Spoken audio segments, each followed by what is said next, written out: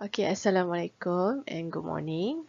So today we're going to cover on the chapter 6.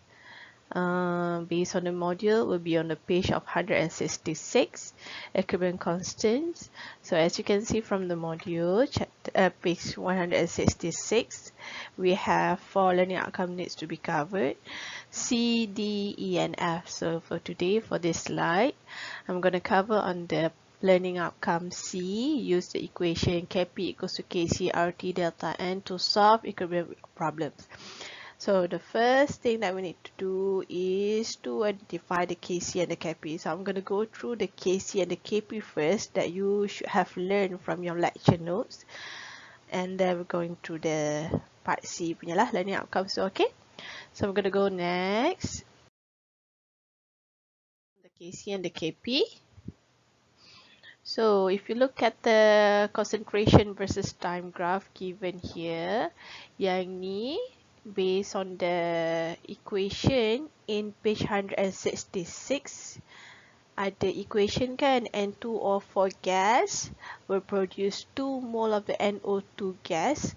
So this will be the reactant, N2O4 will be consumed throughout the reaction, and NO2, 2 mole will be produced. So as you can see here, the graph, the blue line of the graph represent the reactant being consumed. By time, kalau awak nampak kat sini, by time it will reduce, dia akan turun ke bawah. It will be consumed. Sampailah at one point, equilibrium will be achieved. Waktu ni, the rate of the forward reaction will be equals to the rate of the reverse reaction. So, dekat sini. The same goes to the product, NO2. So, initially, awal-awal, there will be no product form sebab tak start lagi reaction. So, no NO2 form. So, we're gonna start the line for the NO2 from 0 dekat bawah ni.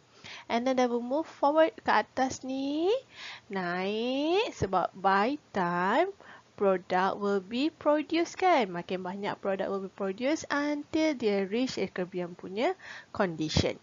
As you can see here, kalau awak tengok kat sini, the difference, the change kat sini for the N2O4 compare dengan NO2 yang dekat sini, saya line kat sini lah ya. NO2 dia naik 2 kali ganda compare dengan N2O4. Ni lebih kurang lah 2 kali ganda. Yang ni separuh, yang ni 2 kali ganda kan. Ini 2x saya kata macam tu. Yang ni adalah dx.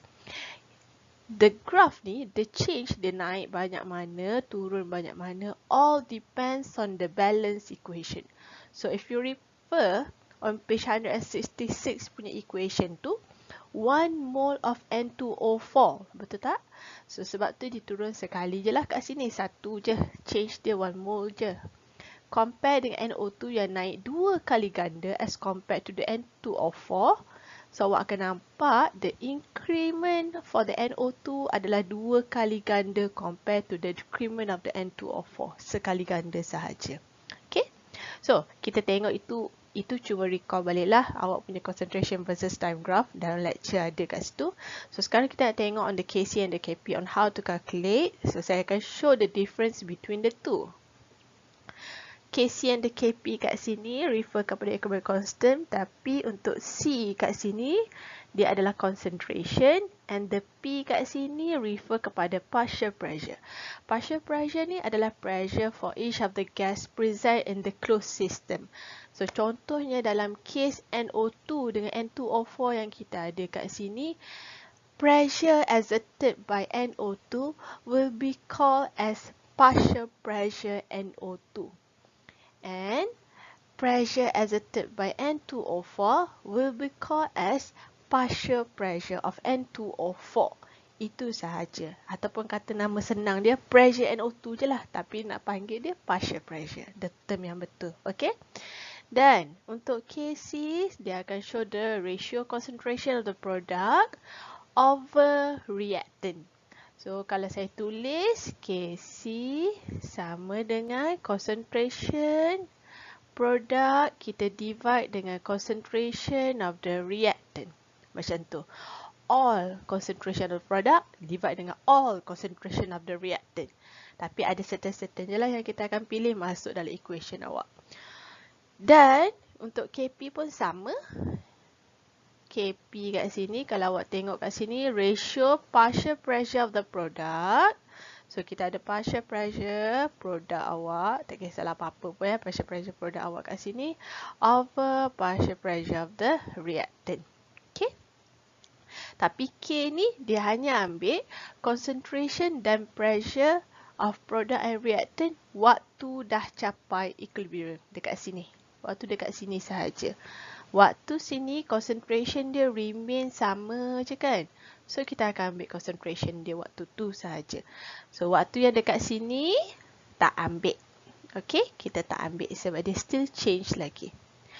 And, for KC, reactant or product in solid and liquid are ignored in the expression. Sama juga dengan KP. Sebab any changes on the concentration ke, kita apply temperature changes ke, pressure changes ke, apa-apalah. Dia tak akan affect the solid and the liquid punya. Dia hanya akan kacau mainly awak punya gas ataupun aqueous form. Sebab tu, bila awak write down the equation, the balance equation, okay, first memang kena balance lah the equation. And next, kena tuliskan the phase.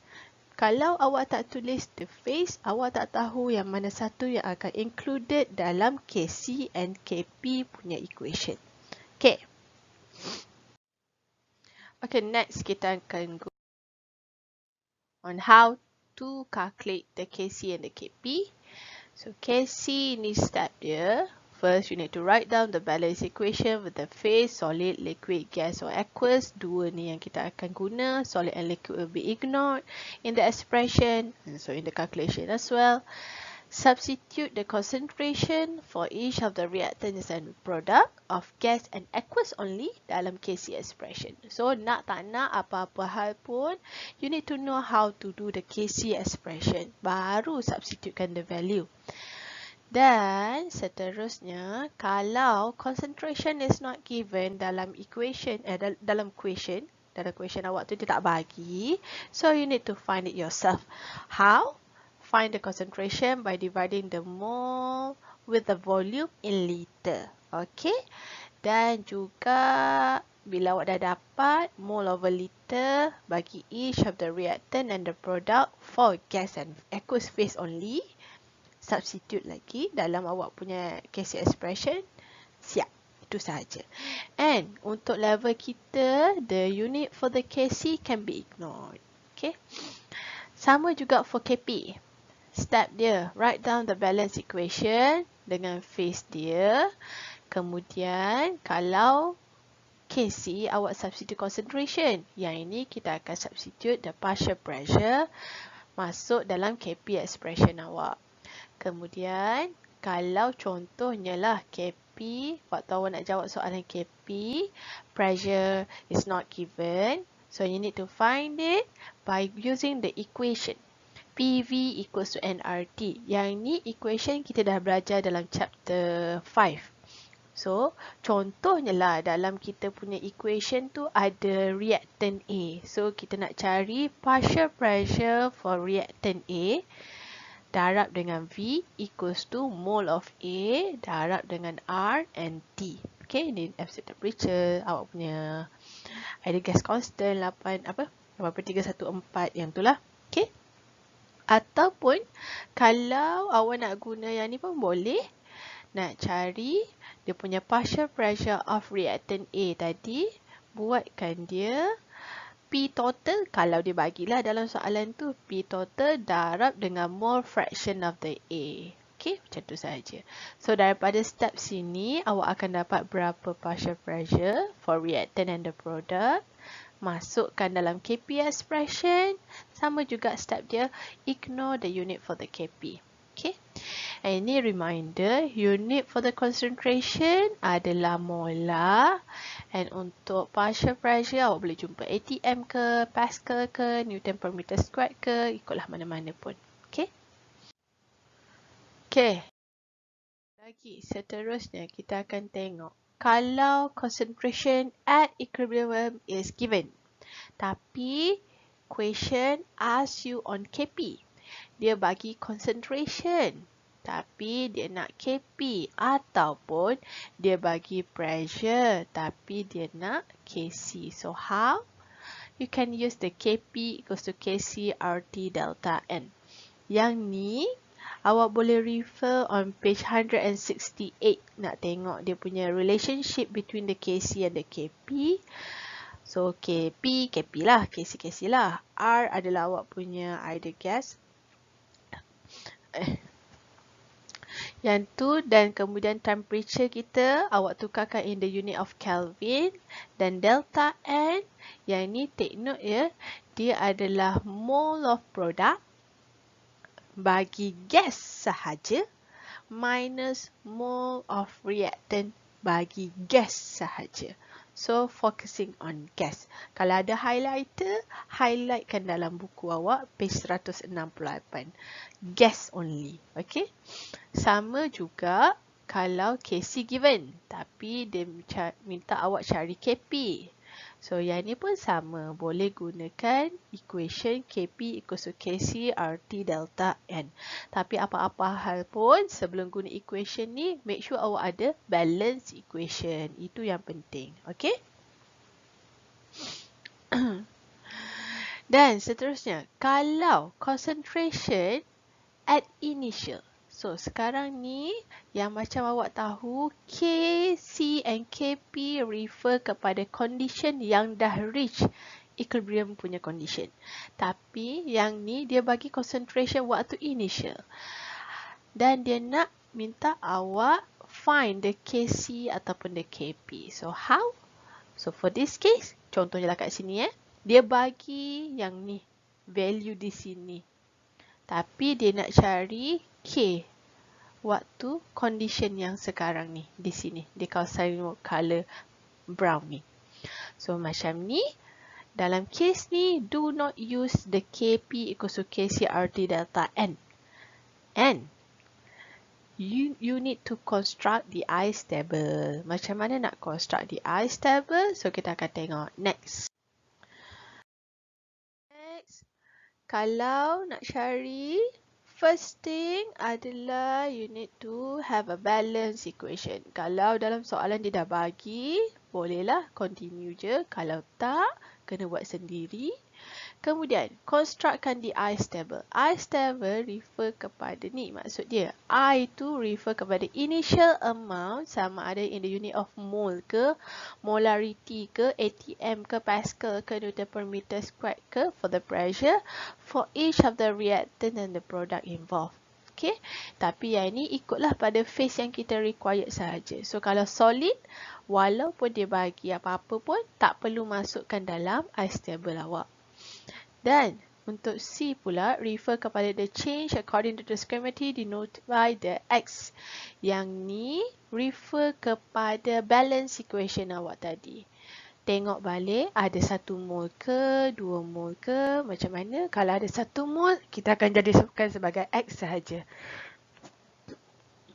Kalau ada 2 mol, kita akan jadikan sebagai 2X dan seterusnya. Dan reactant kita akan letakkan dia sebagai negatif. So negatif X kalau 1 mole of reactant yang kita nampak daripada equation tu. Sebab reactant kan being consumed kan by time. Awak akan semakin lama-lama awak run the equation, the reaction, reactant kita akan semakin berkurang. So sebab tu kita akan buatkan negatif. Produk pula bila awak run the reaction, produk akan makin bertambah. So, kita akan letakkan sebagai positif. Dan kemudian, E pula dalam I7 refer kepada amount reactant dan produk awak waktu dah capai equilibrium. Okey, macam mana nak tahu value dia? Initial awak akan tambahkan dengan change. So, nanti kita akan tengok contoh lah lepas ni. Kemudian, bila awak dah completekan di ice table, ambil value daripada E yang awak dah buat kat sini, masukkan dalam K expression awak. KC ataupun KP. Kemudian, awak boleh dapatlah berapa jawapan dia. So, sekarang kita akan tengok contoh macam mana nak buat. Okay? Contoh dekat sini lah. Kalau yang ni dekat graf ni, dia bagi initial amount dekat sini, dia bagi kat sini kan. Kalau awak nampak N2O4 kat sini tinggi, so kita akan tahu bahawa N2O4 adalah reactant kita, dan ini adalah awak punya produk. So initially kita akan buat for the product of the NO2, dia akan start dengan 0. Dan N2O4 dia akan start dengan ada value lah. Yang ni dia akan bagi dalam soalan. Okey. Dan kita nak cari berapa value yang dia ada dekat sini pula. Okey. Sama juga dengan yang kat sini tepi ni saya buat contoh lah. Ini dalam condition kalau contohnya dia tak bagi. Nak tunjuk initial boleh jadi macam-macam value. Okey. Yang ni sama. Yang ni kalau awak tengok. Line merah ini refer kepada NO2. NO2 ni adalah reactant kita tinggi. So by time reaction jalan, reactant akan being consumed, akan digunakan. So dia akan decrease sampai dia reach equilibrium condition. Dan N2O4 di sini pula, dia starting from 0 sebab dia adalah produk. Awal-awal initially there is no product form lagi sebab reaction tak jalan lagi. So dia akan start from 0 and slowly akan increase sampai dia reach equilibrium condition. So yang ini pun sama juga. Tapi dalam kes ni dia terbalikkan. Yang ni NO2 awak adalah awak punya produk. N2O4 awak adalah awak punya reactant. So dalam kes ni dia turun sikit-sikit. Reactant consume. Dalam reaction dia akan reach pada equilibrium. Yang ni pula, so ini sama lah ya. Yang ni pula kalau awak tengok, yang ni adalah awak punya reactant. Dia akan reduce. Dan ini adalah awak punya produk. Dia akan increase, naik ke atas. Dia akan makin bertambah. Yang ini dia akan jadi reduce. Tapi dalam kes ni, produk kita bukan starting from 0.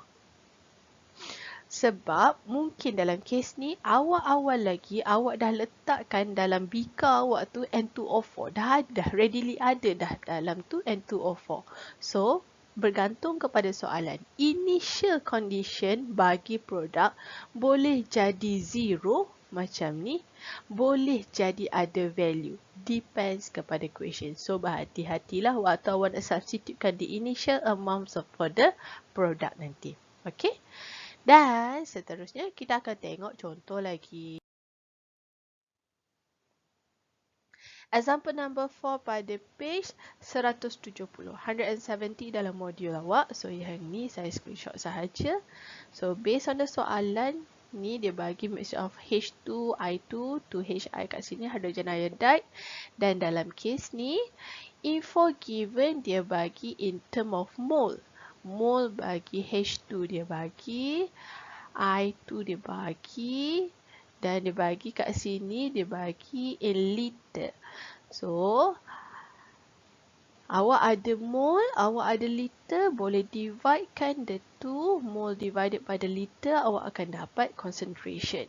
Lepas tu dia cerita lagi. After a period of time, maksudnya after reaction tu berjalan, the equilibrium was established. At equilibrium, the concentration of the iodine concentration had dropped to. Kenapa hilang jawapan saya? Hilang. Iodine had dropped to, kat sini dia hilang So dia drop to, awak tambah je lah kat sini 0.02. Dalam buku tu pun hilang kat situ. Salah. Okay, 0.02 dekat situ. And dia minta awak cari the Kc. Dalam ni pun dia tak tuliskan apa yang dia nak cari sebenarnya. Terpotong agaknya. So, they need to find the Kc. So, ini contoh dibagi. So, first, awak buatkan bentuk table for the ice table. Kita nak buat ice table, so start with the table lah. So, awak tuliskan dulu balance equation dekat atas. Macam ni, reactant, product. Kemudian, buatkan bawah kepada awak punya table tadi tu, ICE kat sini. Masukkan terus unit yang kita nak sebab kita ada mole, kita ada liter dan soalan pun cari tentang Kc. So, gunakan molar terus. Masukkan molar. Nak buat M besar terus pun tak apa, boleh juga So, yang ni dicarikan dulu the molarity for each. Yang dia bagi reactant 0.2 divide dengan 2 liter dapat 0.1 molar. Yang ni pun sama 0.1 molar based on the equation kat atas ni. And for the product, sebab awal-awal dia tak ada bagi tadi kan. Prepared berapa hydrogen iodide kita, berapa concentration dia. So, awak boleh letakkan 0 dekat situ. Awal-awal dalam kes ni, produk tak ada lagi. Initially no product form. Okay.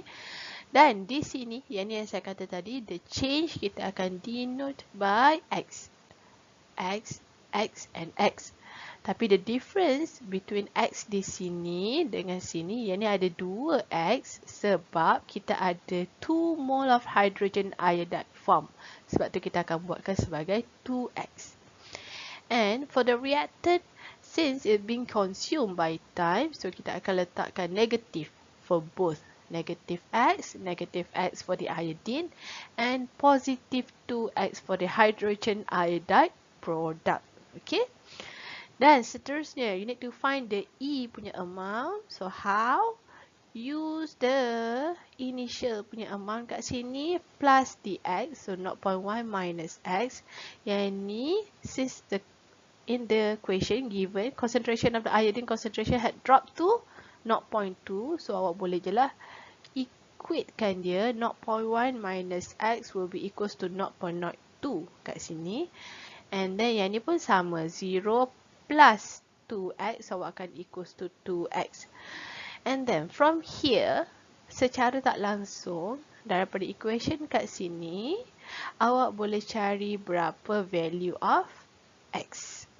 So, from the value of the X, awak boleh cari berapa concentration untuk hydrogen gas waktu equilibrium. Dan juga awak boleh cari the amount of the hydrogen iodide gas waktu equilibrium juga. Substitutekan the X value dalam equation di bawah ni. Sini dengan juga sini. Next, once awak dah dapat all the value untuk equilibrium punya condition for all the reactants and the products, substitutekan into Kc expression. So, tuliskan dulu the Kc expression, substitute the value, and then you will get the berapalah jawapan kita. Okay? Okay, next kita akan tengok example number 6, page 171 in your module. So, yang ni dia bagi Br2 gas to form 2 mole of the Br gas. And for this case, dia dah bagi dah the Kc value berapa. Kc value equals to 1.1, exponent negative 3 dekat sini. And then they give you the initial concentration for the Br2 and Br. So this one maksudnya initially, kalau kita draw the concentration versus time punya graph, Br2 adalah reactant, dia start from here turun macam ni. And Br, the product, dia tak start from 0 ya. Dia akan start from 0.012 molar. So, slightly higher compared to the 0 sikit. Naik macam tu. So, ini adalah Br awak. Yang ini adalah Br2. And then they reach the equilibrium condition. Okay. So, substitutekan the value yang ada, dia bagi initial ni. Masukkan dalam awak punya ice table. Kenapa kena buat ice table? Sebab dia bagi initial dan dia minta pula concentration sewaktu dah capai equilibrium. So, substitute the value. Substitute. Sama juga negative X for the reactant. Since 1 mole, so negative X sahaja. Yang ni sebab ada 2 mole of the Br, positive 2X. Plus the value.